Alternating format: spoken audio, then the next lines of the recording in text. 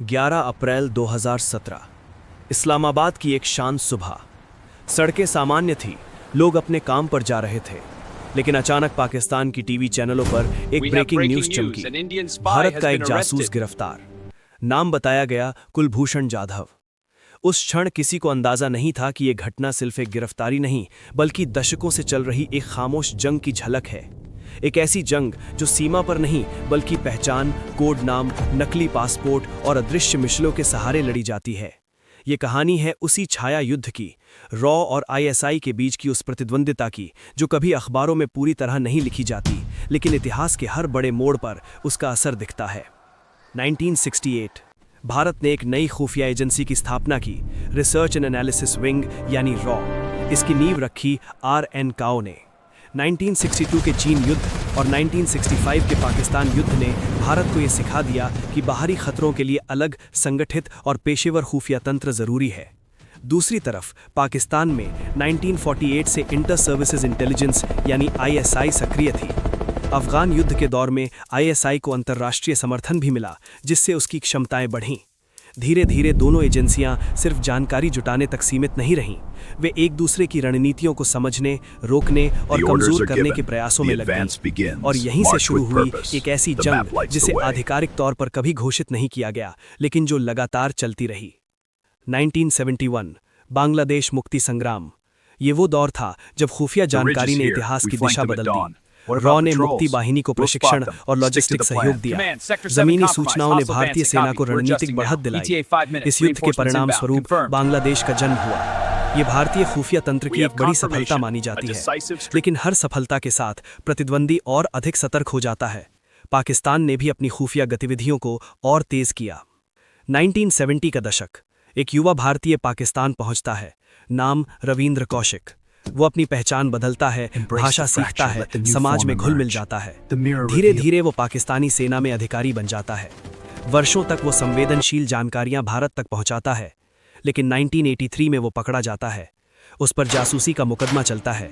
वो वर्षों तक जेल में रहता है और अंततः 2001 में वहीं उसकी मृत्यु हो जाती है। ये कहानी बताती है कि खुफिया दुनिया में सफलता और बलिदान साथ साथ चलते हैं, और पकड़े जाने पर अक्सर कोई आधिकारिक पहचान या सार्वजनिक सम्मान नहीं मिलता।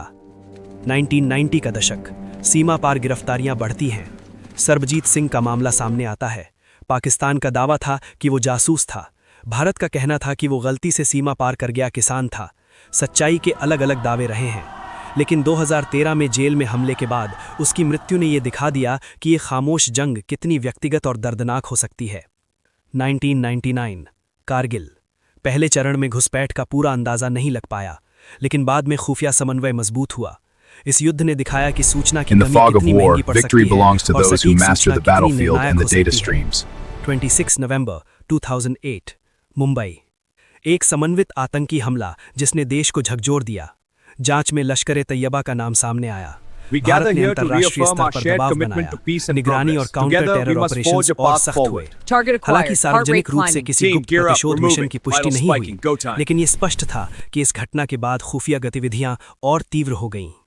फिर वही 2017 कुलभूषण जाधव का मामला अंतर्राष्ट्रीय न्यायालय तक पहुंचता है। ये दुर्लभ था, क्योंकि जासूसी के आरोप अक्सर अदालतों तक सार्वजनिक रूप से नहीं पहुंचते। ये घटना ये याद दिलाती है कि ये प्रतिद्वंदिता सिर्फ सीमाओं तक सीमित नहीं, ये वैश्विक मंच तक फैल सकती है। इस छाया युद्ध में कई बार ऑपरेटिव गायब हो जाते हैं, कभी मिशन विफल होने पर, कभी पहचान उजागर होने पर, कभी राजनीतिक कारणों से, लेकिन आधिकारिक पुष्टि शायद ही कभी होती है। खुफिया दुनिया का नियम है कि अगर कुछ साबित न हो सके तो वो आधिकारिक रूप से हुआ नहीं। रॉ और ISI दोनों अपने अपने देशों की सुरक्षा के लिए काम करती हैं। उनका कार्य है धथरे को पहचानना, जानकारी जुटाना और रणनीतिक संतुलन बनाए रखना। सार्वजनिक रूप से हमें सिर्फ वही दिखाई देता है जो उजागर हो जाए, बाकी बहुत कुछ परतों में छिपा रहता है। उस सुबह इस्लामाबाद में चली वो ब्रेकिंग न्यूज़ सिर्फ एक गिरफ्तारी की खबर नहीं थी, वो इस बात की याद दिलाती है कि सीमाओं के पार एक अदृश्य युद्ध लगातार जारी है, जहां गोलियों से ज्यादा खतरनाक होती है जानकारी, जहां नाम अक्सर बदल जाते हैं, जहां सफलता का जश्न सार्वजनिक नहीं होता और जहां हार का दर्द भी खामोशी में सहा जाता है।